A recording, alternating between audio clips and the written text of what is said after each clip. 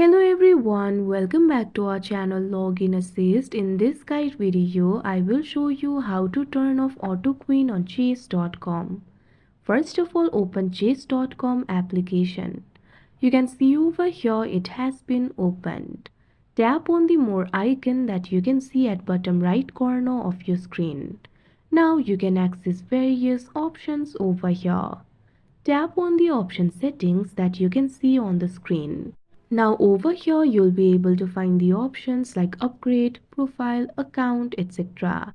Tap on the option play. Now you can access the settings related with gameplay over here. Tap on the option live games.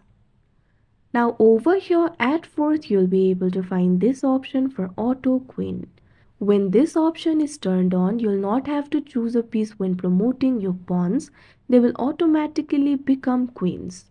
If you want to turn it off, simply toggle the button off right next to the option for auto queen. Now you can see over here it has been turned off. So that is how you turn off auto queen on chase.com. I hope you found this video helpful. Thank you for watching. Make sure to like, share and subscribe to our channel.